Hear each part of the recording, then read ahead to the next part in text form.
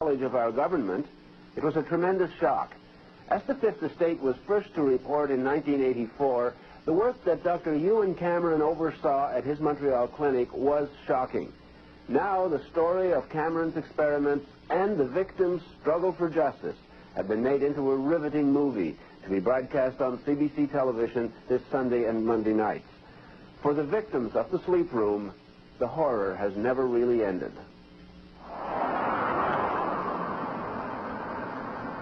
Even if you don't know the history of the Allen Memorial Institute in Montreal, it looks like a natural setting for a movie. A horror movie, maybe. But then, the truth about what happened to hundreds of psychiatric patients there a long time ago is a horror story. Knowledge of our government, it was a tremendous shock. As the Fifth Estate was first to report in 1984, the work that Dr. Ewan Cameron oversaw at his Montreal clinic was shocking. Now the story of Cameron's experiments and the victims' struggle for justice have been made into a riveting movie to be broadcast on CBC television this Sunday and Monday nights. For the victims of the sleep room, the horror has never really ended.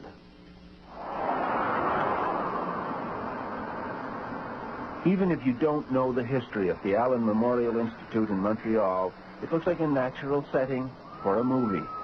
A horror movie, maybe.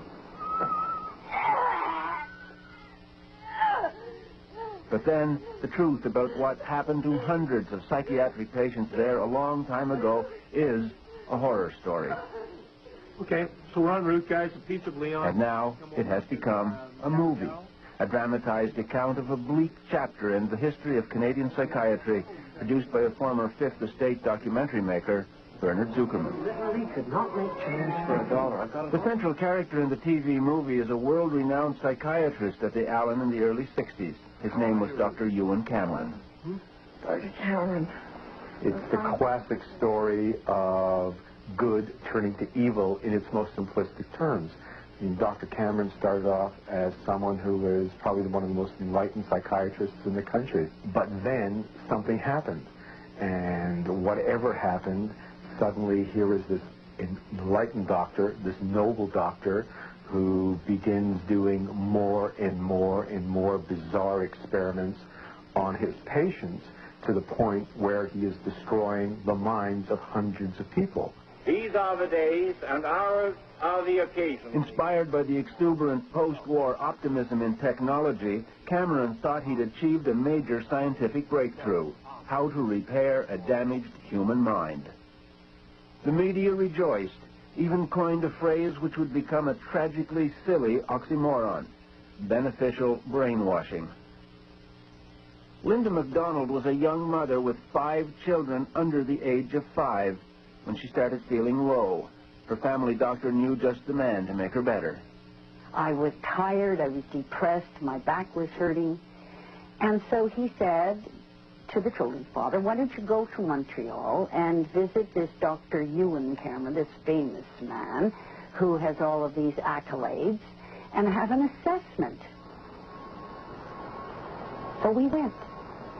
My medical file even says that I took my guitar with me. And that was the end of my life. Within 3 weeks, Dr. Cameron decided to call me an acute schizophrenic and ship me up to the sleep room. How long did they put you to sleep for? I was in a coma for 86 days. 86 days of unbroken sleep. Yeah. Total comatose state. The theory was simple: erase a disturbed mind and start all over again. One of Dr. Cameron's colleagues at the time was Dr. Peter Roper. The aim, I think, really was to wipe out the patterns of thought and behavior which were detrimental to the patient, which were sick, and replace them with healthy patterns of thought and behavior.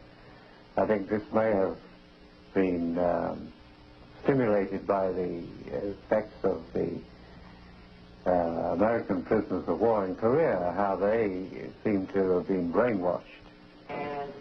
The movie, called The Sleep Room, dramatizes one technique for brainwashing: extreme sessions of electroshock therapy, massive jolts of electricity 3 or 4 times a day for weeks. According to her hospital records, Linda MacDonald had 100 of these treatments.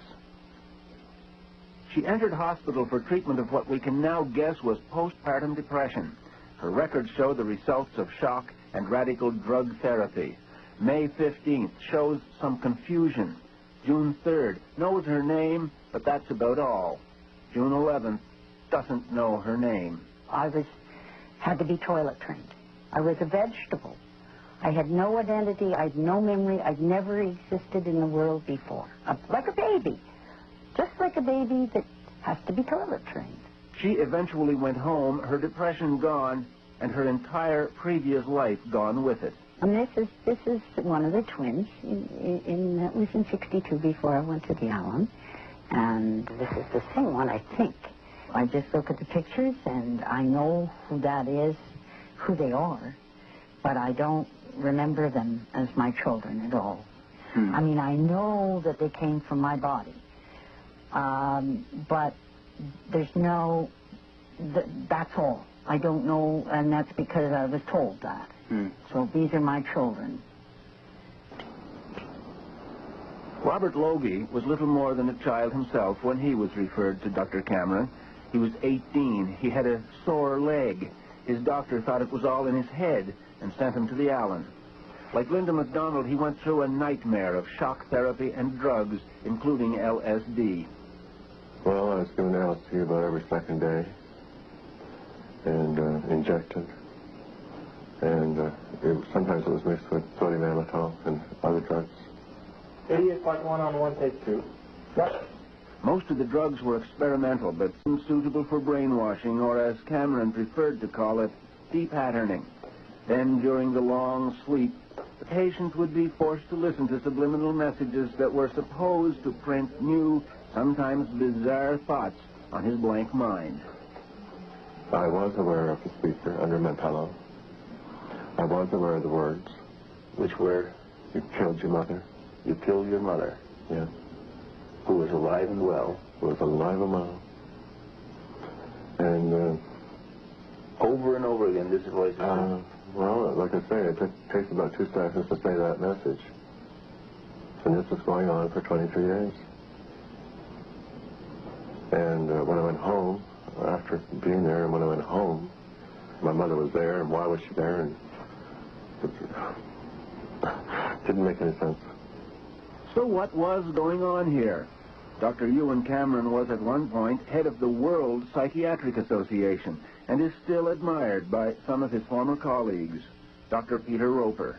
What is the possibility that we had a good, well-motivated man whose ego and ambition took charge of his professionalism and led him into some fairly dark places? Well, I would put that chance as pretty slight. I think it's more likely that if he'd been around to defend himself when the story came out, we'd have a totally different picture of it. What would he say? Put yourself in his shoes. What would he say? I think he'd say, look, I treated these patients to the best of my ability. I didn't get all of them well, but most of them I got better than they were. I agree. But in the movie, Dr. Cameron will not come off so well. They're your patients. Most of these people were discharged and cured. It accurately shows that many of his patients, inaccurately diagnosed as schizophrenics, were permanently damaged by his methods. Eventually, even Cameron had doubts about his experiments. He left the Allen in 1964, died of a heart attack 3 years later. By then, the hospital had quietly abandoned the experiments. Destroy these people for nothing. You can't just walk away from this, Cameron.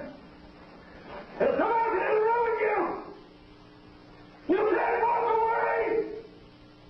Nobody knows for sure exactly how many people Dr. Cameron and his colleagues exposed to the program of chemical and electroshock treatment they called de-patterning and psychic driving, a process which some experts have since called barbaric. But many years would pass before there would be any public or official acknowledgement of what those damaged patients had been through. It would take a dramatic disclosure in the late 70s that the Allen Memorial had been part of a Cold War program of brainwashing experiments, paid for in part by the CIA. Hidden among its most sensitive files were CIA records documenting a project called MK-Ultra. Between 1957 and 1961, a CIA front funneled about $62,000 U.S. for brainwashing research by Dr. Ewan Cameron. The American media got the story first, but the Fifth Estate exposed the magnitude of the human tragedy. Experimental drugs, including LSD, were administered to human guinea pigs. The patients were never told that their treatment was part of a CIA experiment. I don't think we'll have radishes. One of those patients was Velma Orlico of Winnipeg. She'd been at the Allen in the late 50s for treatment of depression. She happened to be married to a member of Parliament, David Orlico of the NDP. She'd considered Dr. Cameron a near saint. Now she was being told she'd been betrayed by him. It was an awful feeling to realize when I found this out that the man whom I had thought cared about what happened to me didn't give a damn. I was a fly, just a fly. First, she felt hurt. Then she got angry and decided to sue one of the most powerful institutions in the world, the CIA. Their own citizens, because the Canadian government was worried about its possible viability, the Mulroney government, in effect, stabbed its citizens in the back at every turn in the litigation. Ottawa actually helped suppress a key piece of information, evidence that CIA officials at the U.S. Embassy had actually apologized to the Canadian government when the CIA experiments were first revealed. Jim Turner is still flabbergasted. You got to understand how important these apologies and expressions of regret were. This is an admission. This is legally admissible in court because it is one of the parties to litigation saying, I did something wrong and I'm sorry I did it. That is prima facie evidence of negligence and of wrongdoing that goes a long, long way to bringing the case to a timely conclusion instead of the protracted 10 years of litigation that we had. And action. Mr. Mulroney. The movie underscores the impact of Ottawa's refusal to give the lawyers details of the CIA apology. The lawyers eventually upped the ante on the Fifth Estate. And action? Tonight on the Fifth Estate, startling revelations about the activities of the CIA in Canada. With the publicity wave gathering momentum and the strength of the victim's case becoming more apparent, the CIA caved in the day before the trial was to begin. They settled out of court for $750,000. At the time, it was the largest settlement the CIA had ever awarded, and it provides a dramatic finale for the movie. Because we made them. They couldn't beat out. We won. You write that down, Producer Bernard Zuckerman says, besides the financial terms, this was a major moral victory. Here you've got 9 little Canadian victims taking on probably the most powerful institution in America, the CIA, and these little Canadians, they win. They get the CIA to settle and give them money and, in effect, an apology saying what we did is wrong. The movie ends with a CIA settlement, but the story didn't end there. Troubling questions would persist, especially about the government of Canada. So why was Ottawa so ambiguous when it came to helping some Canadian citizens get compensation from Washington for what they endured in a program that was inspired mostly by American Cold War fears? Well, the answer was simple. The government of Canada was even more deeply involved in the Allen Memorial experiments than the Americans. Dr. Cameron's experiments were funded to the tune of $500,000 by the Federal Department of Health and Welfare during the 50s, and the funding didn't stop then. They kicked in over $51,000 after the CIA project ended in 1961, which was when a young, stressed-out mother named Linda MacDonald became part of the Allen Memorial story. When she discovered that her own government had been funding brainwashing experiments on her, she made a dramatic decision. You decided to take on the government of Canada. Oh, sure. Well, hey, considering what I'd already been through, that was a snap. You know, what else? Why not? It must have become obvious to you fairly quickly that you were ramming your head into a brick wall. Yes. I'm stubborn, too. It got to the point where every time, whether it was John Crosby or Raina Titian or then the Honorable Kim Campbell, it got to be, you guys, we're gonna stay alive. And I said that to Brian Mulrooney, too. If you think I'm going away, you've got another thing coming. I'm not going to go away. I finally discovered that... Linda MacDonald would hound the federal government for 4 years before finally in 1992, Ottawa grudgingly agreed to compensate her and some of Dr. Cameron's other victims $100,000 each in exchange for signing away the right to sue the government or the hospital. But it was an ambiguous victory. Ottawa refused to acknowledge any wrongdoing at the Allen, a conclusion backed up by a legal review of what happened there. The report by a prominent progressive conservative lawyer relied partly on expert advice from Dr. Frederick Grunberg, one of Quebec's leading psychiatrists, who made two controversial assertions: that patients hadn't suffered irreparable harm and that they had consented to the treatment. Well, what I meant is that the patients who were admitted at the Allen Memorial Institute were patients who went in voluntarily. So the sort of consent they gave is what was went on was a sort of general consent to the hospital. The sort of consent that was given for surgery or for any other procedure. Consent has nothing to do with it. Dr. Cameron did not describe the treatment. He did not clarify. He did not give any way, shape, or form any kind of a hint of what was going to happen. That's not consent. And I don't even know whether he talked to me, because I'll never remember anyway. Dr. Grunberg shares a widely held view in his profession about the legacy of Dr. Ewan Cameron. I think he was a misguided man. He worked on a sort of a poor theoretical basis, and I think he was imprudent, considering. But I am convinced, and I'm still convinced, that he really wanted a therapeutic breakthrough.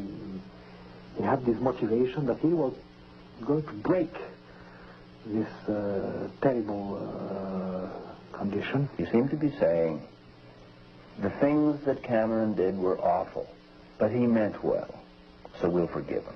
And the victims or the patients will have to live with the consequences. It's not a question of forgiving. As I say, the thing is, we put what he was doing in the perspective of his time. And a lot of awful things were going on. A lot of people are saying, considering the accepted practice and the science available at the time, this was an appropriate thing to do to you. It wasn't treatment, if that's what you're suggesting. It wasn't treatment for anything, not a toenail or anything. It was out and out guinea pigs for brainwashing experiments. That's what it was. It's been more than 33 years since the Allen put an end to the practices initiated by its most notorious doctor. It has recovered its world-class reputation as a leader in the treatment of mental illness. Dr. Peter Roper was dismissed from the Allen 2 years after Dr. Cameron left. One of the reasons, he insisted on following Dr. Cameron's technique. Did you argue strenuously to continue the depatterning of your patients? Well, I felt that I had a duty to my patients to give them the best possible treatment. And if there were some that were not responding to any other form of treatment, the only thing left was depatterning for them. Then I felt that it should be done. You sound almost nostalgic for the 50s and 60s. Oh, no, it's not nostalgia. It's a question that I think that bothers a lot of doctors, but it's rather sad if they're prevented from having that treatment because of administrative, political, or other reasons which have nothing to do with good medical practice. For Linda MacDonald, good medical practice in 1963 turned an emotional crisis into a horror that would haunt a lifetime. This spring, she returned to the Ottawa High School, where she graduated in 1957. Hi, Linda. I'm Ann. Aren't you Highland? Hi. I was in the Lions Club. I don't know if you remember. I don't remember at all. No, that's not. And all of these people, we knew all of these people. She has no memory of this place or those times, or even of who she was back then. Oh, here I am. Look at me. Did they call me Linda? I am who I am today. My family tells me that I am very much like the Linda that they knew when I was growing up. Gregarious.